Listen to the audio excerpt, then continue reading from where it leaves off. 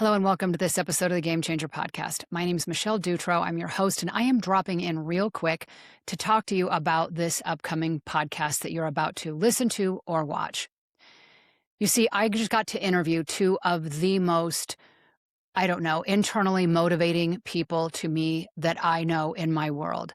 The other two people I would compare them to are Nelson Mandela and Viktor Frankl, both of which are not alive.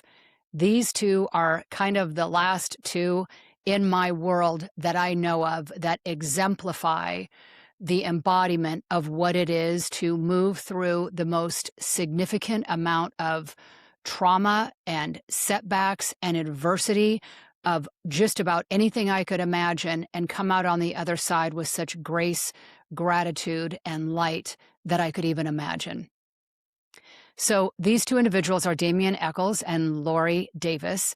Damien Echols, in short, because I didn't talk about this on the podcast, was convicted, along with two other young men at the time when he was 18, of murdering 3 young children. Wrongly convicted and sentenced to death, spent 18 years in prison, so that's like double his life at that point. He was only 18. It was 18 more years, 10 of which in solitary confinement. Was released in 2011. There have been Netflix documentaries on this, Paradise Lost. You can Google West Memphis 3. Just Google Damien's name. All kinds of movies, documentaries, books. The story goes on. Here's why I'm saying this is significant and why this is probably one of the most honored times I've ever had in my podcasting career, getting to interview somebody.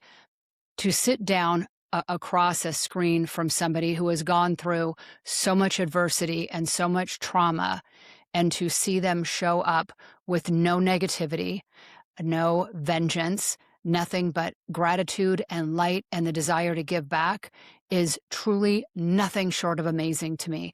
I hope that you enjoy this interview as much as I did. And I tell you, I am blessed beyond measure, as I believe we all are, to get to be on the planet at the same time as these individuals. They truly are what define grace. So enjoy the show. I loved every second of it, and I'll see you next time. Hello, everybody, and welcome to this episode of the Game Changer podcast. My name is Michelle Dutro. I am your host, and I am joined today by Damien Echols and Lorri Davis. Here's the thing. This is not going to be my normal introduction, so they're just going to have to bear with me for a moment.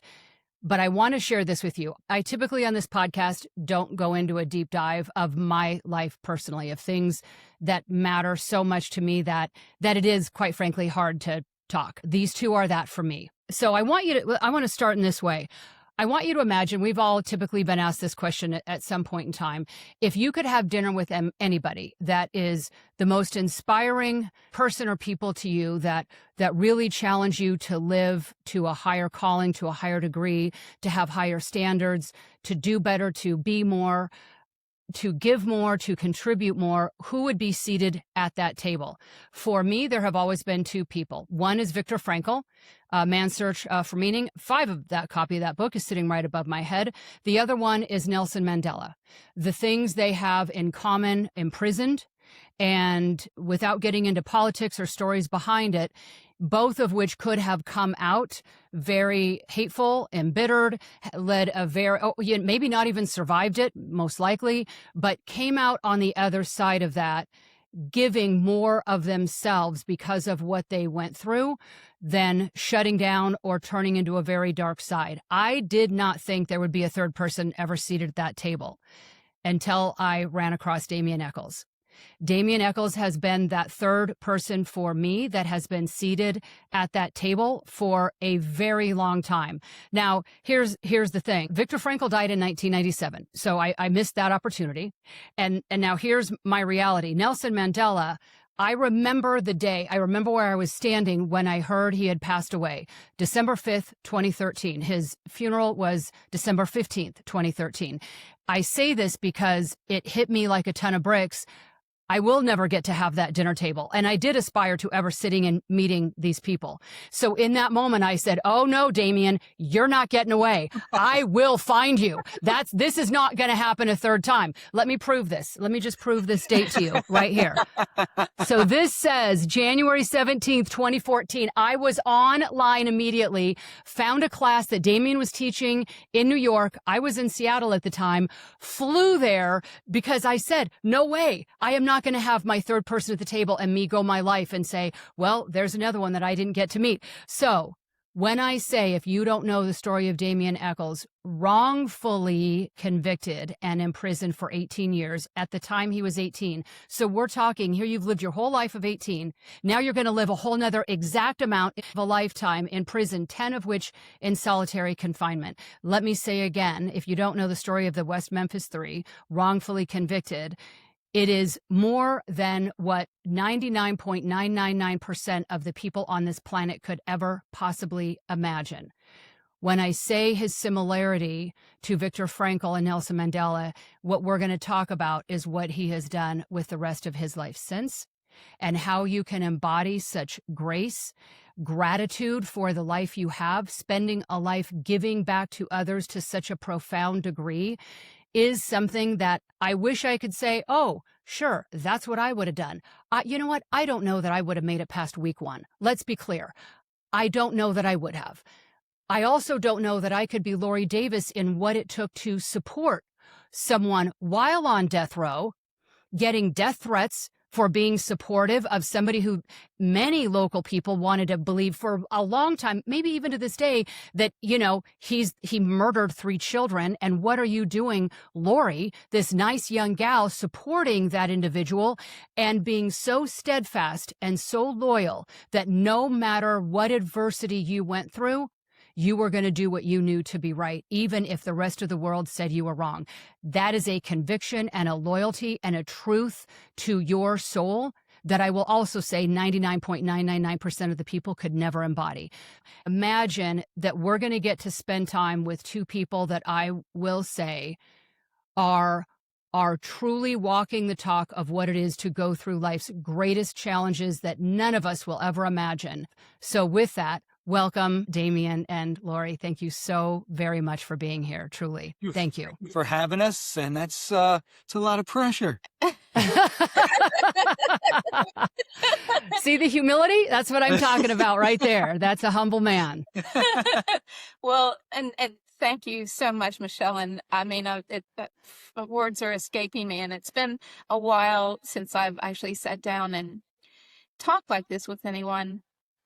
And I have to tell you that I had to use, because I'm not going to be able to, it's like, yeah, thank you for that. So that said, here's what I'd like to do, because we could spend 8 hours and not even come close to getting through the gifts that they have to share with all of us.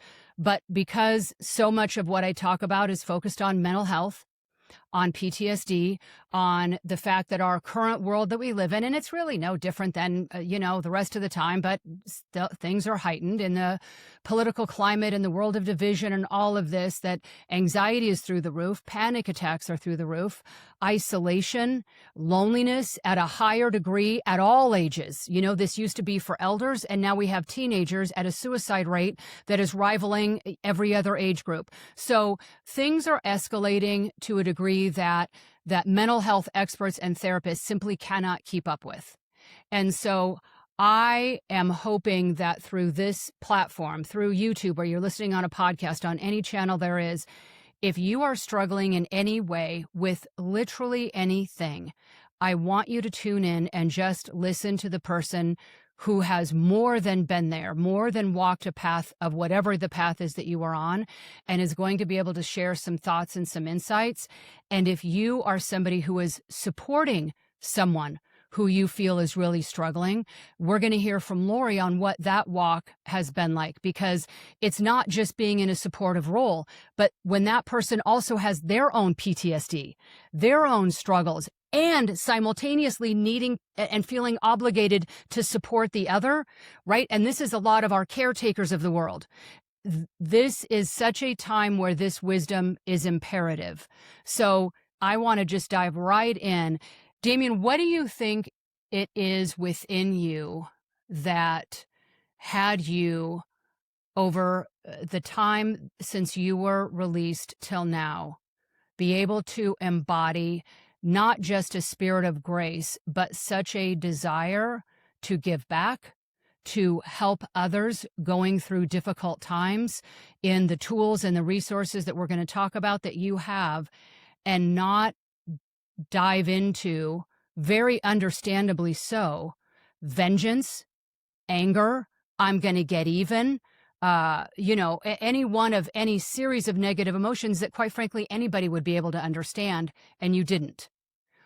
What happened either before your time in prison, during prison, after that you would say, I think that the reason I'm the way I am, or why I've made these choices, largely is because of? What is that for you?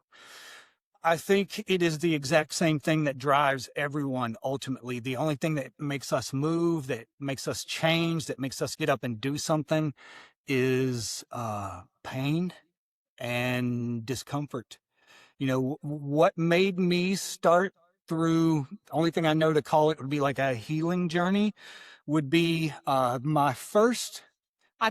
I want to also say that I talk about things, when I'm telling some of these stories, keep in mind, like, I'm not that person anymore. Like the person that I am is not the person that went through that. That person did not survive. That person died.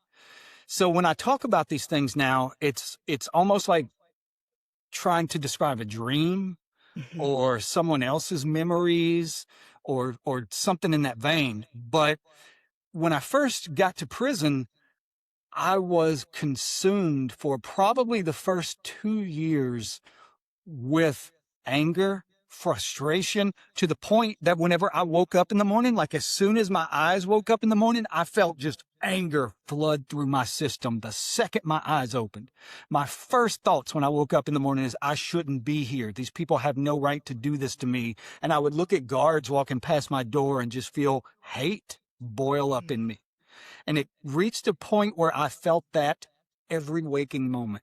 So then not only am I in this external hell, but now I have an internal hell also. Life became miserable.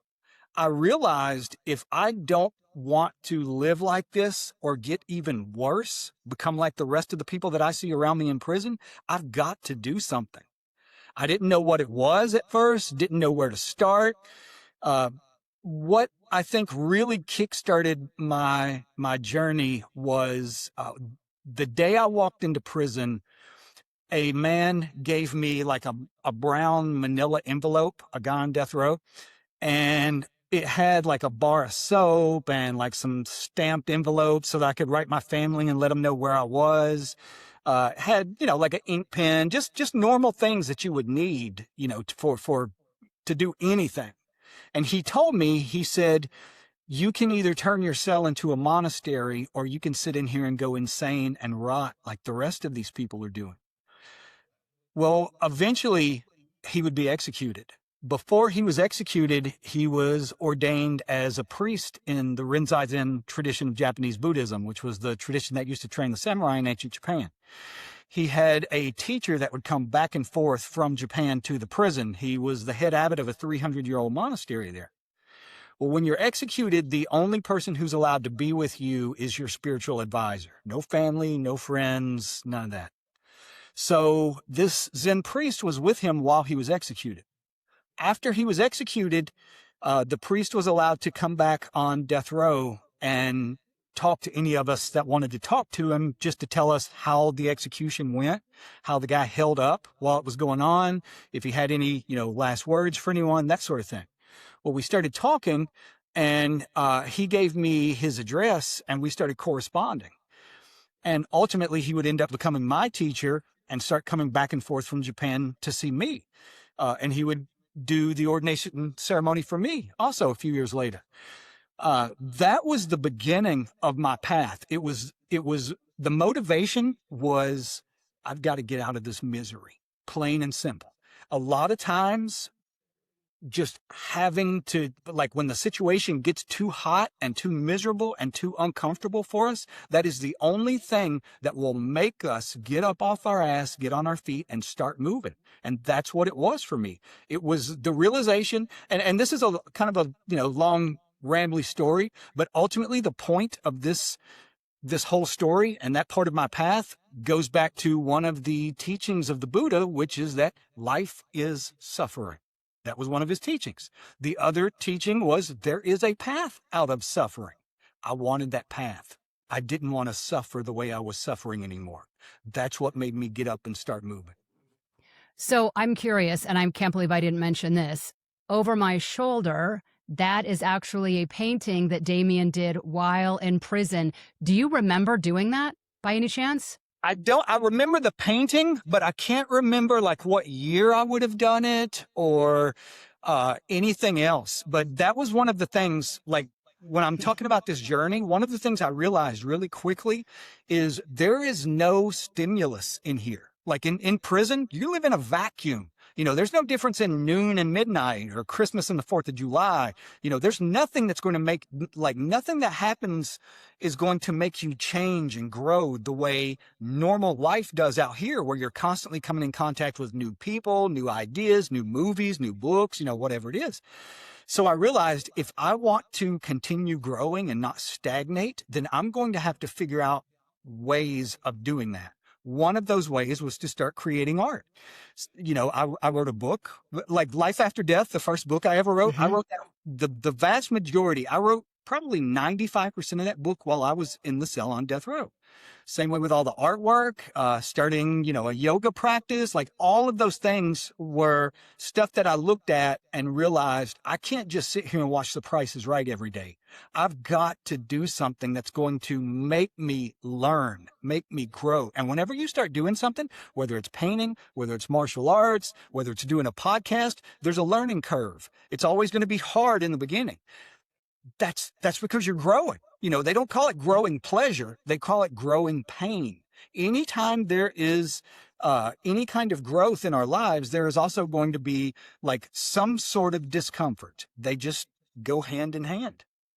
Which most people avoid, know, and then that's right. One of the reasons that we just stay stuck is I would rather stay stuck than feel uncomfortable. Yep. Okay. So I want to pause on this. I get that discomfort and pain is fuel, but simultaneously, it is nice to have some spark of hope.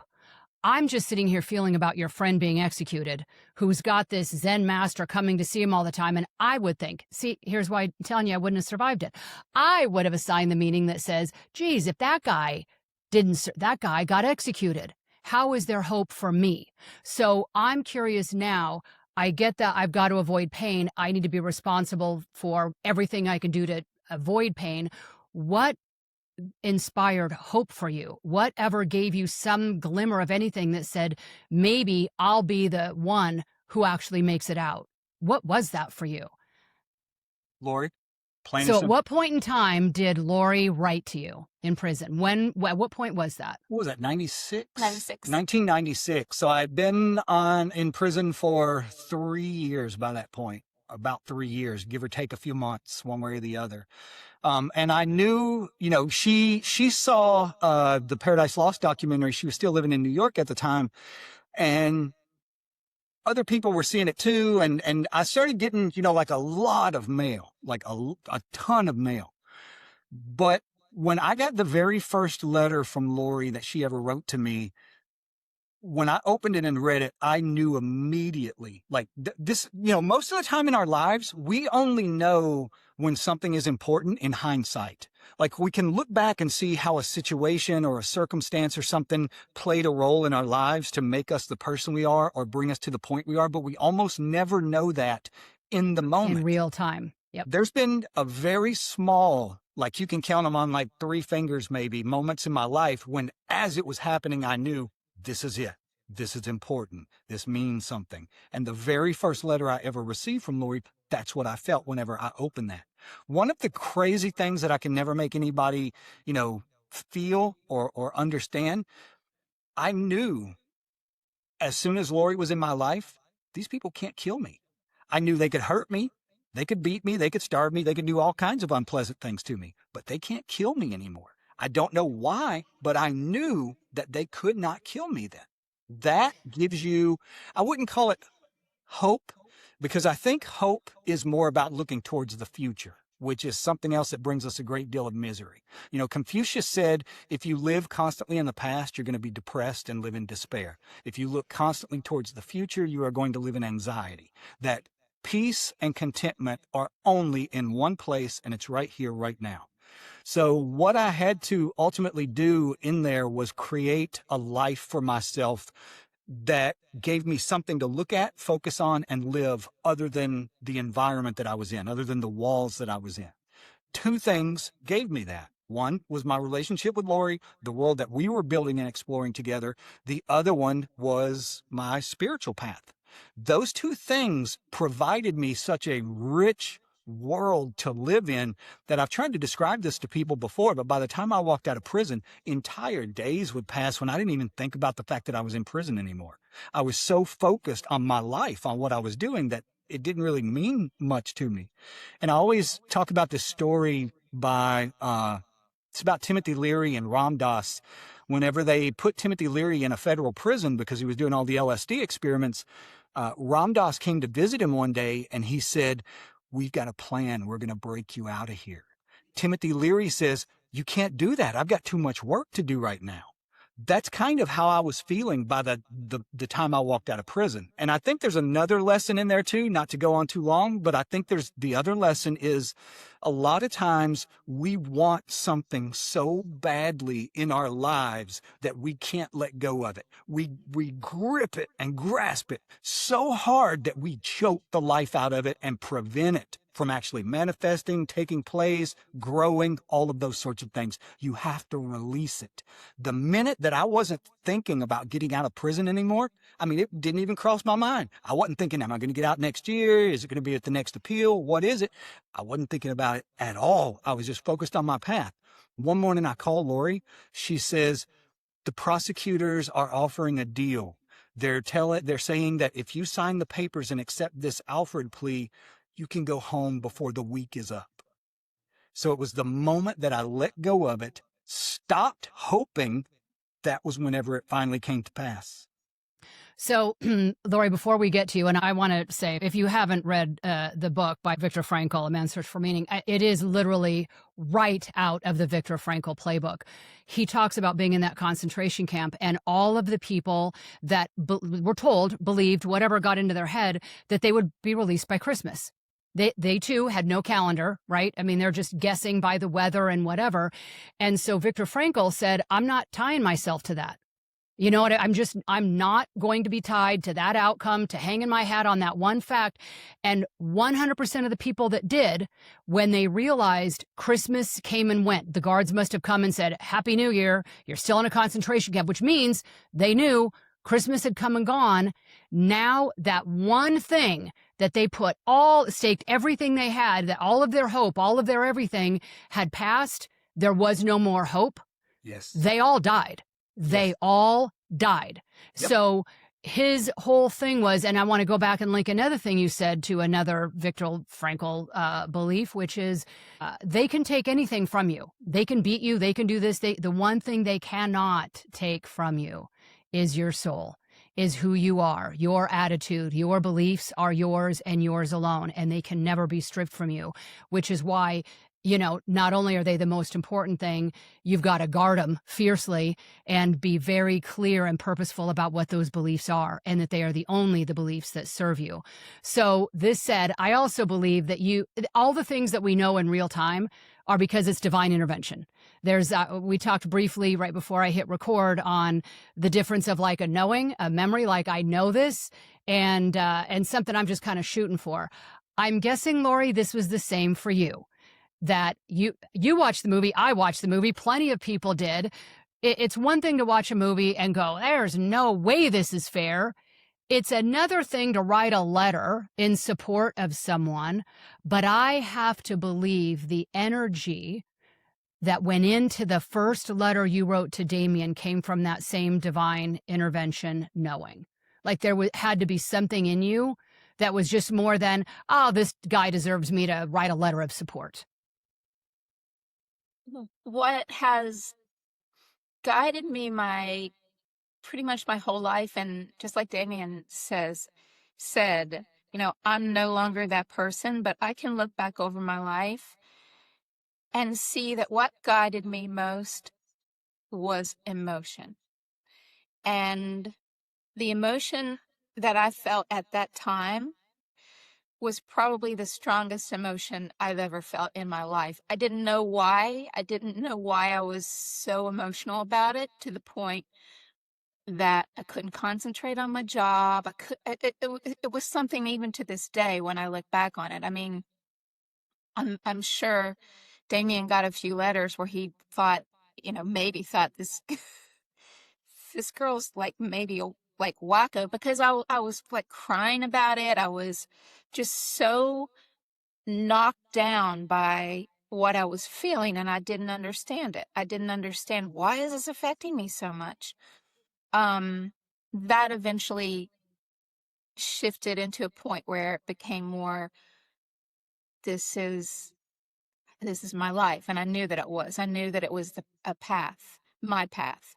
And something else about what Damien said that I realize now, I think when you find your will, and I do think that you can have more than one will in your life, you can complete one and then start another. But I think what happened with us is that our wills actually combined. And when you have that kind of strength behind you, where you've got two wills that are working together and have, it's that I realize now it was just so strong and enabled both of us in our own way to get through it. I agree. And what a beautiful thing. I think that in a relationship of any kind, the strongest are when they're a shared mission. And you can have a different way of accomplishing that mission. Maybe somebody's art, maybe somebody's music, you know what I mean? But the mission being to contribute, to do good, to help another, to get him out of prison, to fix something that is so, wrong. A shared mission. I also hope that folks that are listening, that I don't want to turn this into a relationship thing, but you're not going to find two better people to speak to about what it means to be in a very real, honest, and true relationship without a shared mission. I think so much is missing, that you may be chasing down symptoms of what's wrong in the relationship. And I would caution you to go back to that one and say, is that in place? And then go from there. Okay, now I said that I want this to really be for anybody out there who may be struggling and is having a hard time, and this is definitely what they need to be listening to. So here's what I want us to now walk into. We've laid the groundwork of you two meeting, what you had gone through, some of the practices which we're still going to touch on that you've carried through to this day that have helped sustain you internally. But here's also what I know. And this is about that futuristic hanging your hat on some Christmas day that may or may not ever come. I would assume that most people would assume that you get out of prison and, whoa, the lights all come on, doves are flying around, daisies are, dropped at your feet, and life is magical. And what I think most people don't really grasp or understand, unless they've lived it when it comes to PTSD, is it's not now that you've gotten away from what caused it. The abusive relationship, being imprisoned, right? I mean, being imprisoned takes many metaphorical things: the wrong job, the wrong marriage, literally being imprisoned. But just because you're out of that thing and then you expect, then I will be fine. But what isn't addressed is, what did that thing do to you? Because that's what you're now taking with you into that next chapter. And so now I want to talk about all the people that are listening saying, the day I get out of the job, the day I get out of the marriage, then everything will be fine. Okay, now I want to talk about the next chapter for both of you, which I believe is about the next 5 years. That wasn't exactly the walk in the park that people would expect. So talk to us now from each of your perspectives of the damage that did, and what those next few years were for you, and what that layer of healing looked like? Well, for me, it was that there was no time to start even trying to deal with things like PTSD, because as soon as I got out, it was worse than going in. When I got out of prison, it was just as hard and just as destructive to me as when I walked into prison. So it wasn't like I just got out and had to cope with the PTSD of almost being executed and everything that I survived while I was in there. It was that we had always seen me getting out of prison and us being together out in the world as like a finish line, like as a happily ever after type thing. We didn't Yep. think beyond that, really. We Yep. didn't think about what are we going to do, because the day I walk out of prison, I'm not going to have a penny in my pocket. I'm not Yeah. going to have so much as a suit of clothes to put on. We're going to have nowhere to go to even live. We weren't even thinking about those sorts of things. Not only that, but then all the other stuff, just when I got out of prison in 2011, I had never seen a cell phone. I had never seen the internet. I did not know how to use a computer. It was like I had been dropped off on a completely new alien planet, and people were just like, okay, you're out now. Have fun, enjoy yourself. And I had a complete and absolute nervous breakdown, to the point where there were times when I wished I wouldn't have survived. When I wished that I wouldn't have got out of prison. When I wished that they would have went ahead and executed me, just because it was so hard. And I think when I look back on it now, one of the things that happened when Lorri came into my life when I was in prison, I didn't realize that it was happening until she came into my life. But I don't even know what to call it. Like your emotional apparatuses, the whatever it is that makes you feel and experience and all these sorts of things, had started to wither and die. When Lorri came into my life, it was like going through physical rehabilitation after you've had a limb completely crushed. Anybody who's ever had or seen any kind of physical rehabilitation knows that it's not pleasant to the person. They're not having fun. It was not like this, like, enjoyable, amazing experience all the time. Like it hurt when she came. Imagine loving someone and not being able to touch them, not being able to talk to them when you want to, not being able to do the simplest things in the world, like have dinner together or whatever it is. Those kinds of things, just, it does something. It started bringing me back alive in a certain way, even as bad as it was.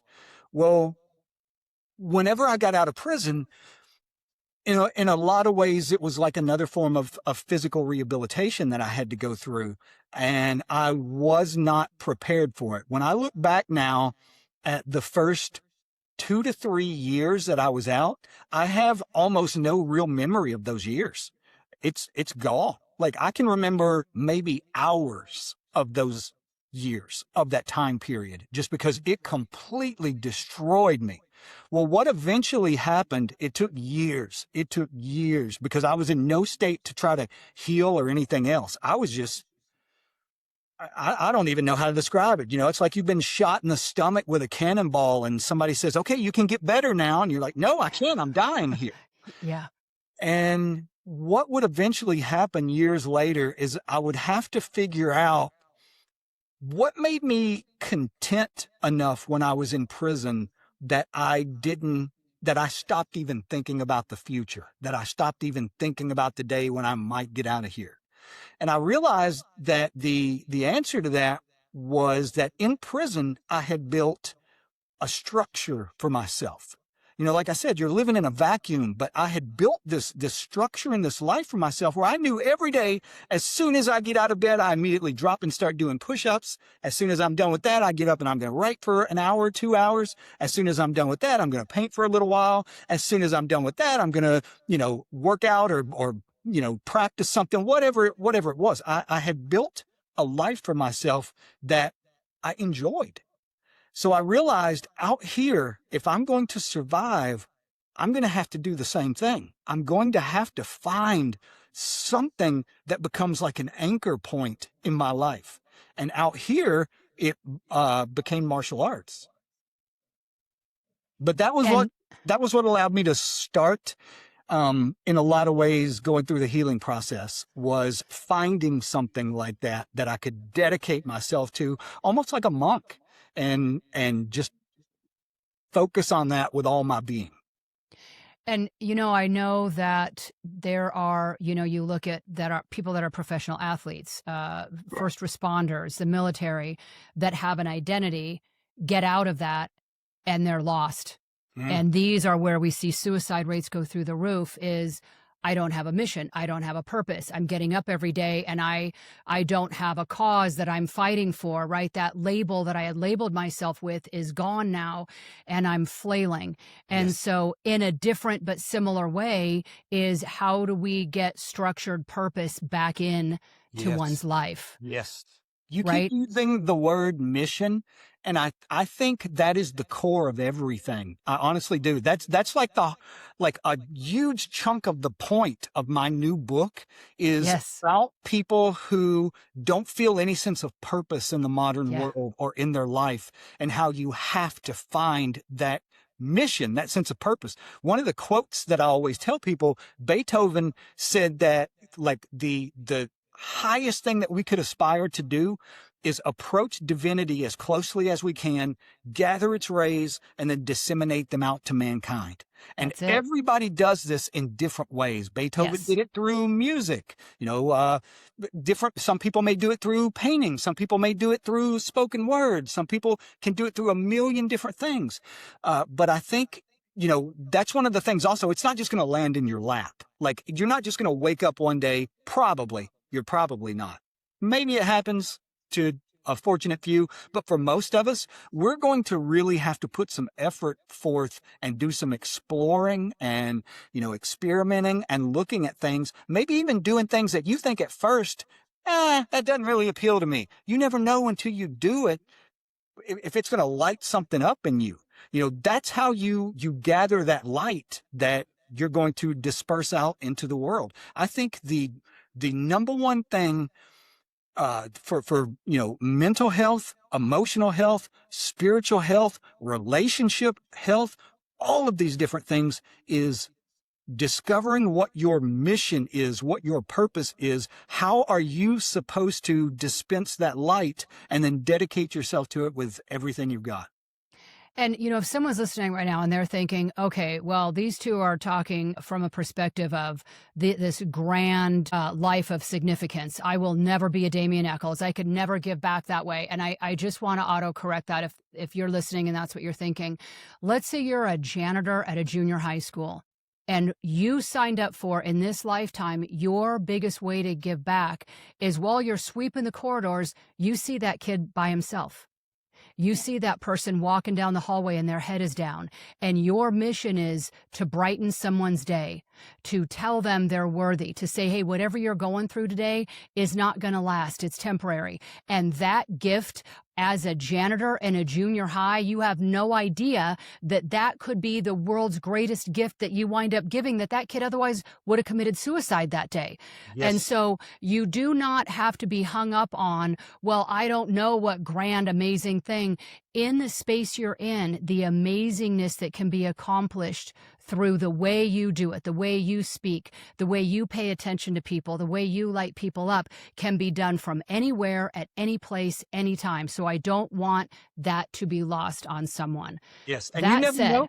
You never know. No, Yeah. you never know. And you may never. You may never have full circle of someone saying, hey, just so you know, I've been, following you for decades of my life and being a cyber stalker, and you've been my inspiration for. You may never get the chance to say that to the person, but just know in your heart of hearts, if I'm doing what I know I'm meant to do in the best way I can, just like I'm going to equate it back to, don't hang on to Christmas Day. Don't hang on to needing that accolade. Don't hang on to needing that feedback. Know that your feedback is, every day when your head hits the pillow, I did the best I could today. I tried to make a difference in someone's life. I tried to do everything good to the best of my ability. That's Yes. your feedback. Yes. That's it. That's it. Let the rest of that go. All right, Miss Lorri, here's who we're chatting to. I know we have, because baby boomers out there are the largest segment of our population, right? That is the group currently between 62 and 82 years old. These folks are also largely caretakers of parents, right? Caretakers of someone, caretakers in general. These are the folks in the world. You don't have to be a nurse. You are, and sometimes as a caretaker, you've got a teenager. You can be a caretaker of a 40-year-old, for crying out loud. But here's what I know. We have our own stuff, and then we're trying to take on the helping and the assistance of somebody that is our beloved, that we feel that, on some level, and I don't want to go so far as to say we're responsible for, but we just feel that I'm here for you, and I don't know how I can be here for you when in this moment I don't know how to be here for me. And so in that role, anybody who's listening saying, I don't know, I feel like the world, or my world, there are people depending on me and I'm losing it. I don't know what to do for myself here, and I feel like I'm failing them and I'm failing me and I'm lost.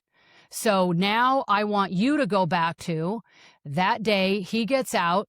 Everybody was waiting for that fairy tale ending. It's going to be the best Disney movie anyone's ever seen.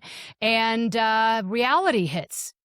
And so walk us through that for you. Like Damien said, it was nothing like it. These things never look like what you think they're going to look like. I honestly believe that the things that we pray for, whatever you want to call it, pray, whatever, manifest, whatever. I do believe that those things do come to pass, but they just don't look like what you think they're going to look like, especially these bigger things that have so many moving pieces and so many people involved and years involved and systems and all of those things. So it just felt like a bomb exploded in my life. Like all of my support system was in Arkansas. My relationship with Damien was so insular. I mean, we would only see each other, at the prison with the two of us sitting and talking for 3 hours once a week. We talked to each other on the phone every day. We wrote letters every day, but the relationship was extremely tight and personal, and we were like warriors, right? Well, suddenly this bomb explodes, and it's like, first of all, it's not Damien. Everyone wanted him. Yep. Everyone wanted to be with him. Everyone wanted to interview him. I'm not going to lie. Women were everywhere. And he didn't even have the social skills at that time to even know what to do with that. And so I go off on this very emotional tangent of like, I'm not of any use to him anymore. And then, we just start, even though I'm running things in our lives, trying to figure out financially what's happening, trying to figure out the next step. I realized that I just wasn't capable of taking care of. I didn't realize at the time because I was free falling all the time. But I just simply didn't have the skills to take care of someone who was suffering from such brain trauma, physical trauma, all the things he was going through. And here I am just kind of on my own, I don't know who was I think I was expecting it of myself. Yeah. To take care of him. And so one of the things I'm going to say to anyone out there, if you find yourself in that situation where things are so hard and the person that you're trying to help is suffering and it's long-term, don't beat yourself up if you start feeling resentment or you start really breaking down or you feel that you're failing. I mean, I can remember times feeling like such a failure, and it's shameful when you feel like you're a failure. So just don't beat yourself up. I eventually did hit a place where I hit rock bottom. We both did. And I'm so grateful for it because it was in that moment of complete and absolute failure in our finances, in our relationship, in even spiritually. Everything about who I was collapsed into a place where it was just complete and absolute darkness. I mean, I'm talking about I could look around me and the world was black and white. There was no color. in what I was seeing anymore. And there was, coming out of that, I realized I have to do this for myself. Damien he's okay. He's not great, but I have to be able to build myself up again and find the strength and the purpose that I have now in my life, which it ended up at tears, right? But I simply started by what Damien is talking about. I started by putting ritual in my life, and I would wake up every morning and I would read from Wayne Dyer, or I actually got a Tony Robbins book. It did everything the man told me to do. I did everything in that book. I put it into practice, which was a great help for me. And then I would listen to Joel Osteen. I would listen to his sermons, maybe 3 a day. It was just constant. I wanted to keep words of inspiration, and I wanted a path. I wanted someone to keep giving me instruction because I had lost it. And from that, I was able to come out of it. And I mean, for the rest of my life, I'm going to be doing this work, and I'm grateful for that. But that was the beginning of it. So what I really do want to stress to anyone out there who might be, you know, it can get dark, and you can get tired, and you can feel like you're not yet, that you are failing. Take time for yourself every day. Find something that makes you happy. Find something that brings you joy, and do it. And you know, just like Michelle was talking about before with the janitor, this isn't going to last forever. You know, things will change eventually, but in the meantime, you have to do the work on yourself. So here's a little side note here. You know, I referenced this book here, right? Didn't I? I'm fairly certain I did. Yes, I did. What do we have here? A quote from on the cover, Tony Robbins. Tony Robbins, life coach, philanthropist, blah, blah, blah. Incredibly powerful. Okay. You never know, right? You never know life's path, where things are going. Here's, you know, sadly, I knew this was going to happen. That our time was going to be up, and we haven't even started. But here's another thing that I want to touch on, because it's not what anybody would expect if they watched you solely from the outside. And that is the amount of overwhelming support, very famous support that you guys have had, right? We have, I mean, you know, Tony Robbins, we have Sharon and Ozzy Osbourne, we have Johnny Depp, Pearl Jam. Don't even tell me that what is his name? Eddie Vedder. Yeah, I said it before. You had to tell me. That was almost going to be cursed right there to hell on that one. Eddie Vedder. I mean, the list goes on. Here's another thing that I want people to understand.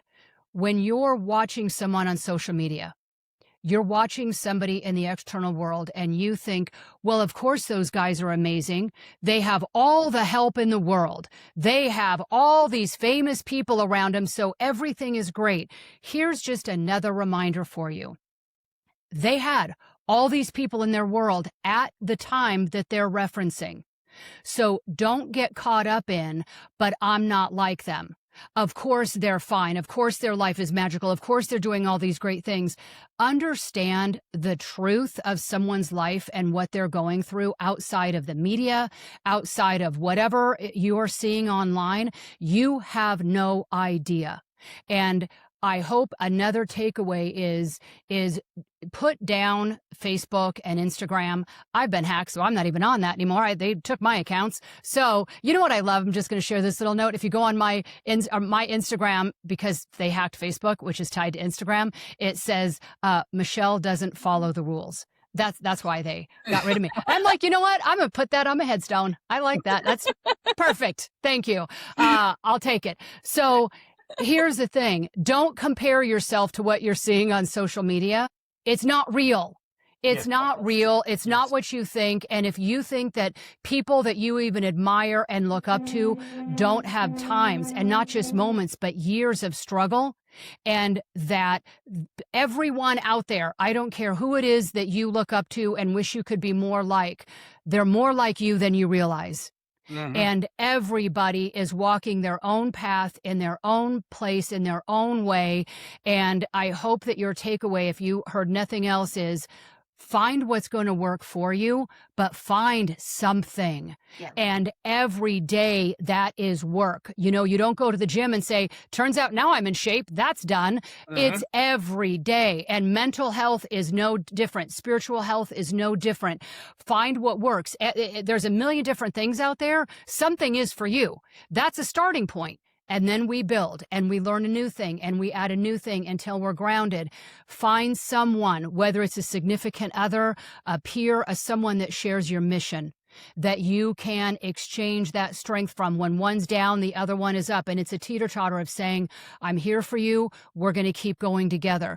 And all of these things are available. Damien Echols has books. We're going to end on this note. Damien, is the book coming out in September? Is that accurate? It's available for pre-order now on Amazon and Barnes & Noble, but it will be in stores the first week of September. And does that book have a title? It is called Alchemy of the Broken Blade. And even without us, you know, you've touched on so many issues that are in it already, like what you were just saying about, you know, like, you don't just go to the gym and like, okay, that's finished. Not only that, but it also doesn't happen all at one time, right? You know, it's not like you're just going to, yes, this is it. It's not like you're just going to go to the gym one day and then walk out looking like Arnold Schwarzenegger. You know, part of the process, one of the things that I go back to over and over in the book is this Japanese concept of Kaizen, which means every single day just taking one tiny step, just trying to move 1%.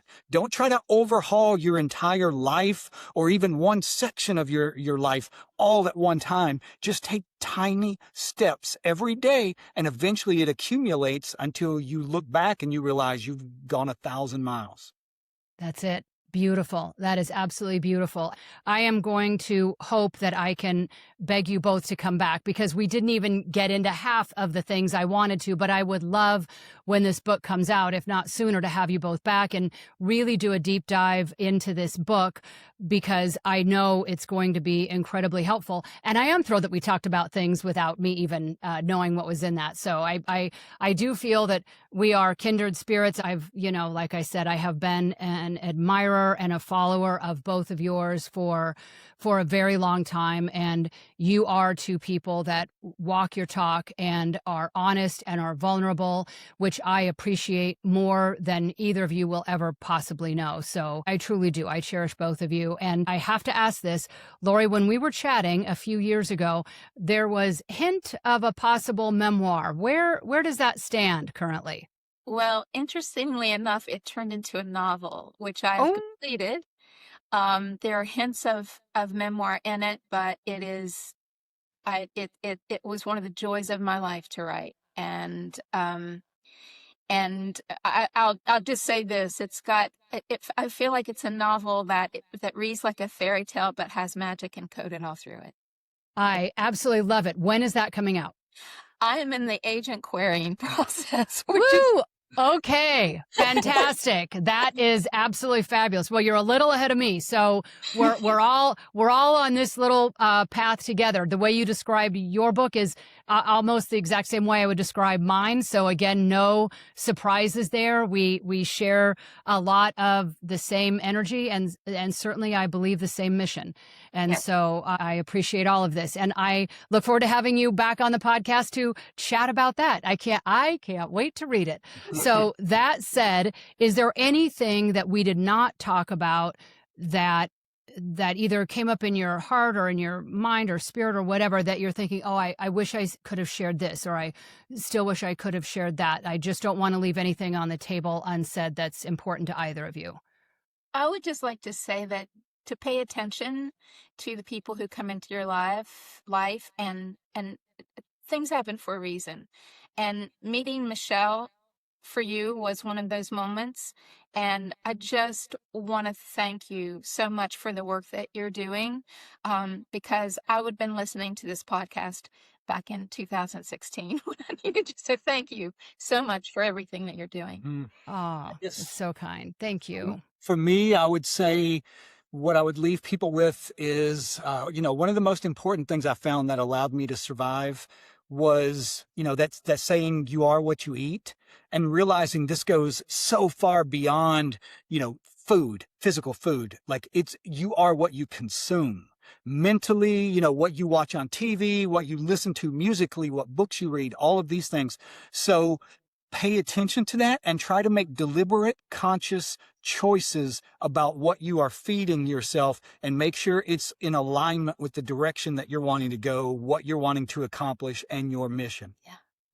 Well, you would think I just paid Damien to say that. Anybody who follows me knows that that is a mantra of mine. I say guard your input fiercely, more than you guard anything else in your life. Your input is constant, and don't ever take it for granted.